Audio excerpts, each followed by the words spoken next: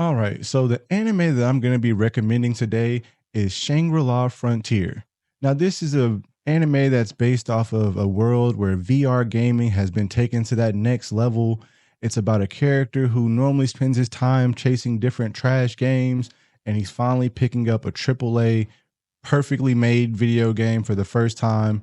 And if anybody followed me over from King Oops, you know gaming is near and dear to my heart. So this show definitely hit home for your boy. So we're going to dive into that and then we'll talk about it. In a future not far from our own, where traditional screen based games are deemed retro and immersive VR experiences reign supreme, a peculiar niche emerges. Enter the realm of trash games. Hastily developed, glitch ridden relics that struggle to keep pace with technological advancements. Amidst this digital landfill, Rakuro Hizutome thrives as a trash game hunter, embracing these flawed creations under the alias Sunraku. Having conquered the colossal debacle of Feria Chronicle Online, Rakuro finds himself mired in a state of gaming ennui. It's at the urging of Rockroll, his trusted game emporium proprietor, that he embarks on a brand new journey. Armed with the best AAA selling masterpiece, Shangri-La Frontier, a full dive VR sensation boasting 30 million players, Rakuro ventures forth once more. As Sunraku, Rakuro delves into the expansive world of Shangri-La Frontier, where his honed skills as a trash game savant prove invaluable. It's a realm where glitches are not blemishes but rather stepping stones, and where his mastery will be put to the ultimate test. Sunraku isn't your typical gamer. He doesn't chase after the biggest buffs or the most powerful armor sets to carry him through virtual battles. Instead, he thrives on the thrill of the hunt and the challenge of the unknown. A true solo player at heart, Sunraku prefers to chart his own path through the digital landscapes. In the early stages of this gaming journey, Sunraku encounters a rare and formidable beast that leaves him with a full-body curse mark. This mark isn't just a cosmetic blemish though. It unlocks an exclusive questline that grants him a companion unlike any other in the game. An animal partner so unique that it draws the unwanted attention from rival players and factions. Suddenly, Sunraku finds himself thrust into the spotlight with a target on his back and danger lurking around every corner. Aware of the rarity of his encounters and the potential danger posed by revealing his newfound companion, Sunraku adopts a cautious approach. He becomes a master of discretion, keeping a low profile whenever he must venture near other players, wary of those who might seek to exploit his secrets for their own gain. Despite the challenges and dangers he faces, Sunraku remains determined to navigate this treacherous gaming world on his own terms, forging his own destiny amidst the chaos of Shangri-La Frontier.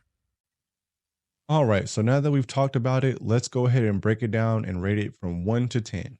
So as far as the storyline, I thought it was well written, it was intriguing, it was one of those games that kept me on the edge of my seat waiting for the next episode in anticipation, so I'm going to rate it really high with an 8.7. As far as character development, I thought that every character added something to the story.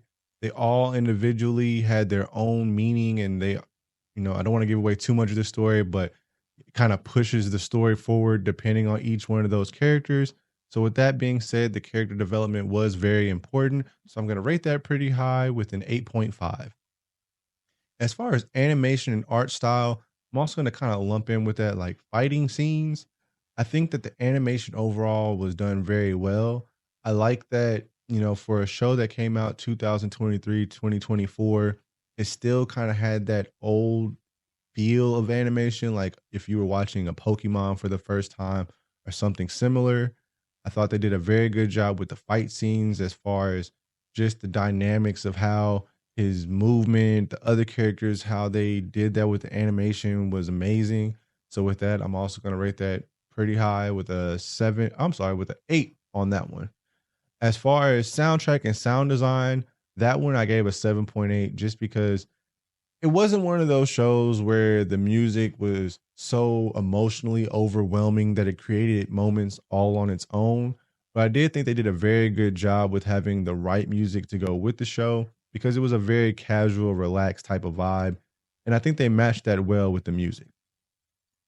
As far as pacing, I gave that a 7.8. As I said before, every week you're on the edge of your seat waiting for the next episode. It would have been a little higher. I know that some of those episodes where he kind of just was figuring out why he couldn't do certain things yet or why things weren't progressing the way he wanted, it kind of not loses you, but it kind of just takes away a little bit from the energy that you're moving forward, forward, forward. He's getting this item, he's learning this skill, and then all of a sudden you hit this brick wall. So with that, still decent, pretty high. I gave pacing a 7.8. And then for overall themes and messages of the show, I gave that a 7.5 because this was just like I said, it was kind of a casual watch. There were some good quotes in there. There were some good moments. There were some, lessons to be learned, but it wasn't one of those shows where the messages were so overreaching that that was really what you take away from it. Um, and in my opinion, I think that fit perfectly for the type of show that they were making. Um, Again, some of that stuff could have just went over my head and maybe I just was too casual for it. So with that, I did give it a 7.5, which to me is, a pretty good rating just because not every show is supposed to be super dramatic or have these super takeaways that you have or anything like that. So all in all, when you add all of those up, I gave Shangri-La Frontier an overall rating of 8.1.